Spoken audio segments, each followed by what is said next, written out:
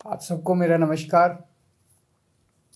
पिछले कुछ दिनों से जिस तरह से जनता को फ्री में मिलने वाली सुविधाओं का विरोध किया जा रहा है, जिस ज़बरदस्त तरीके से विरोध किया जा रहा है, कहा जा रहा है कि अगर सरकारें जनता को फ्री में सुविधाएं देगी तो सरकारें कंगाल हो जाएंगी, देश के लिए बहुत आफत पैदा हो जाएगी, इन सारी फ्री की सुविधाओं को बंद किया जाए। इससे एक मन में शक पैदा होता है कि क्या केंद्र सरकार की आर्थिक हालत बहुत ज़्यादा कहीं खराब तो नहीं हो गई है। इतना ज़बरदस्त तरीके से विरोध क्यों किया जा रहा है। पिछले 70-75 साल से सरकारी स्कूलों के अंदर फ्री में शिक्षा मिलती आई है। पिछले 70-75 साल से सरकारी अस्पतालों में गरीबों को फ्री दवाइयाँ मिलती हैं, फ्री राशन हर महीने भेजा जाता है। अचानक ऐसा क्या हो गया कि इन सारी चीज़ों को बंद करने की, इन सारी चीज़ों को वापस लेने की, इन सारी चीज़ों के खिलाफ इतना ज़बरदस्त विरोध क्यों पैदा हो गया। केंद्र सरकार की आर्थिक हालत ठीक तो है। अभी थोड़े दिन पहले ये अग्निवीर स्कीम लेके आए, अग्निवीर योजना। अग्निवीर योजना जब लेके आए तो कहा गया कि अग्निवीर योजना लाने की ज़रूरत इसलिए पड़ी क्योंकि सैनिकों का जो पेंशन का खर्चा है, सैनिकों का जो पेंशन का बिल है, वो इतना ज़्यादा बढ़ गया है कि केंद्र सरकार उसको बर्दाश्त नहीं कर पा रही। आज़ादी के बाद से आज तक पहली बार ऐसा हुआ है कि कोई केंद्र सरकार ये कह रही है कि हमारे से सैनिकों की पेंशन का बिल बर्दाश्त नहीं कर किया जा रहा। आज तक कभी किसी सरकार ने ये नहीं कहा कि देश की सुरक्षा के लिए पैसे की कमी पड़ गई है। आज तक किसी सरकार ने ये नहीं कहा कि सैनिकों की पेंशन का पैसा हम नहीं दे पा रहे हैं। सैनिकों को पेंशन दे के हम एहसान नहीं करते। सैनिक हमारे ऊपर एहसान करते हैं जब वो बॉर्डर के ऊपर अपनी जान दांव पे लगाते हैं।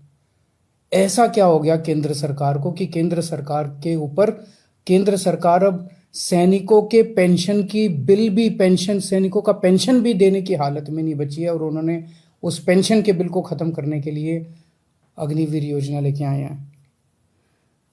अभी कुछ दिन पहले कहा गया कि हर 5-5 साल में केंद्र सरकार केंद्रीय कर्मचारियों के लिए एक वेतन आयोग बनाती है।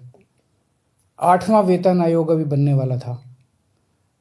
8वां वेतन आयोग, केंद्र सरकार ने कहा है कि अब हम 8वां वेतन आयोग नहीं बनाएंगे। 8वां वेतन आयोग क्यों नहीं, हर 10-10 साल में बनता है। 8वां वेतन आयोग क्यों नहीं बनाएंगे, कह रहे हैं कि हमारे पास पैसा नहीं है, पैसे की कमी है। केंद्र सरकार के पास अपने केंद्र के कर्मचारियों का वेतन बढ़ाने के लिए भी पैसा नहीं बचा। कहाँ गया केंद्र सरकार का सारा पैसा। ऐसा केंद्र सरकार की इतनी बुरी क्या हालत हो गई है कि केंद्र सरकार के पास अपने अपने कर्मचारियों को जो हर बार बढ़ाया जाता था, वेतन आयोग बिठाया जाता था, वो भी नहीं बिठा रहे। मनरेगा,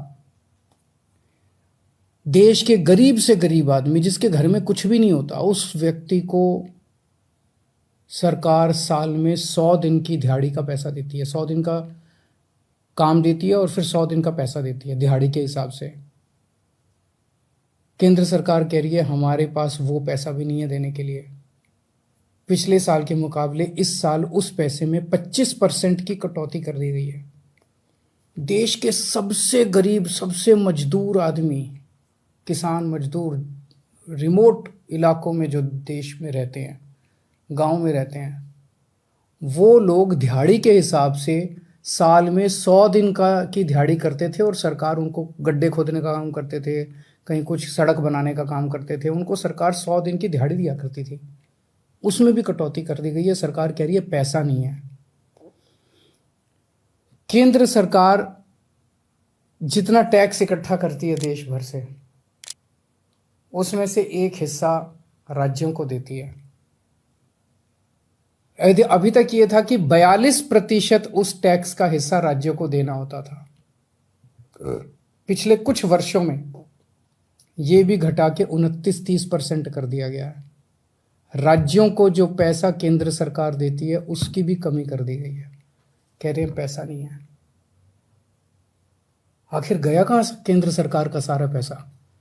2014 में जितना टैक्स इकट्ठा करती थी केंद्र सरकार, उससे तो दुगना तिगुना टैक्स इकट्ठा हो रहा है आज की डेट में।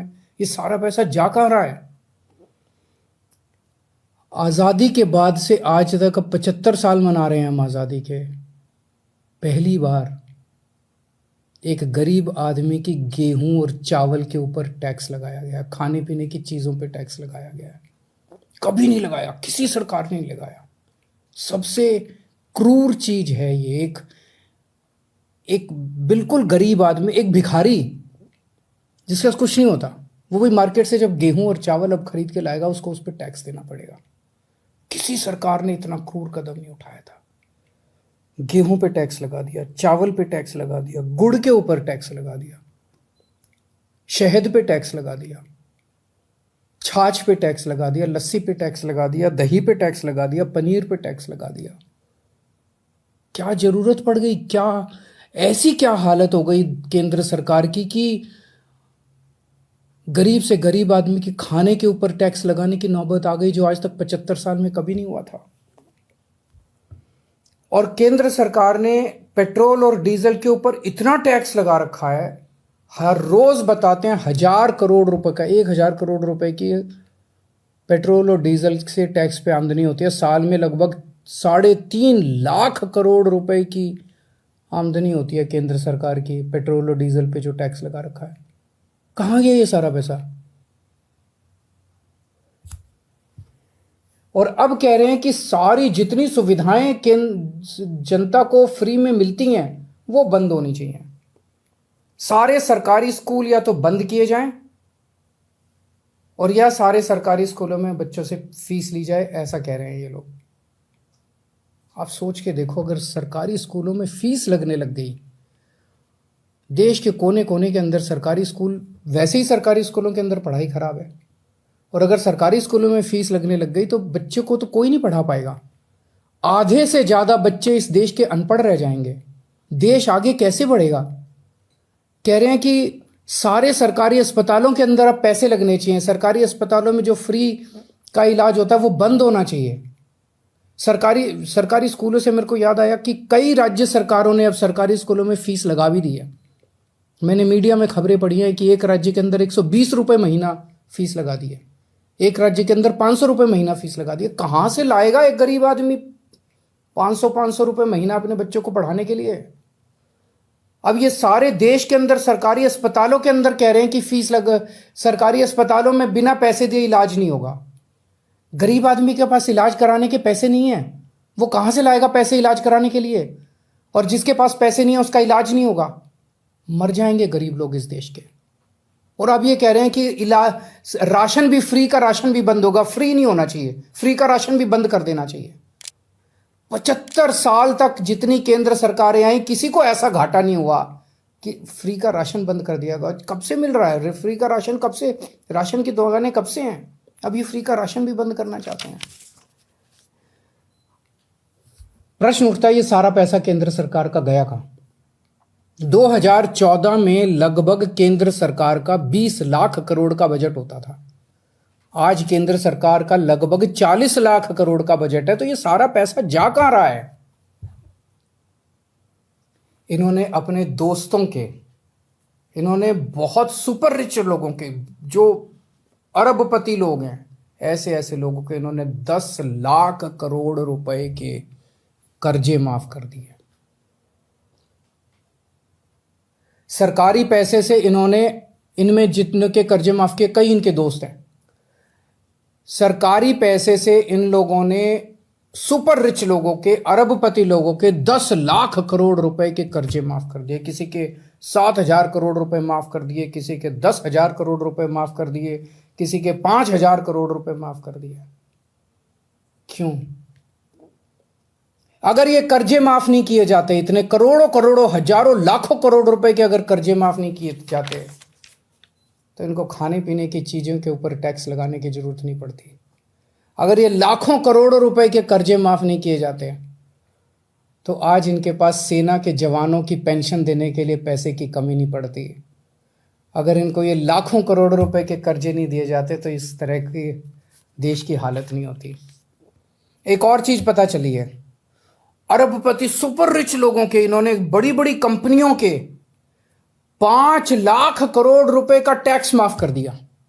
एक तरफ तो कर्जे माफ कर दिए और दूसरी तरफ इनसे जो टैक्स लेना था वो टैक्स माफ कर दिया। गरीब आदमी पे टैक्स लगा दिया। आपके गेहूं, आपके चावल, आपकी दही, आपकी छाछ, आपकी लस्सी, आपकी गुड़, आपकी शहद के ऊपर टैक्स लगा दिया। बड़े बड़े अमीर लोगों के 5 लाख करोड़ रुपए के, पिछले कुछ सालों में 5 लाख करोड़ रुपए के इन्होंने टैक्स माफ कर दिए। इन्होंने छूट दे दी इनको। इस देश का आम नागरिक आज ठगा हुआ महसूस कर रहा है। इस देश का आम नागरिक आज धोखा महसूस कर रहा है। ऐसे देश आत्मनिर्भर कैसे बनेगा? ऐसे तो अपने देश के युवाओं का और बच्चों का भविष्य अंधकार में है। अगर ये देश कुछ चंद लोगों के लिए चलेगा, अगर सारा सरकारी पैसा कुछ चंद लोगों पे उड़ाया जाएगा, तो देश आगे कैसे बढ़ेगा? नमस्कार।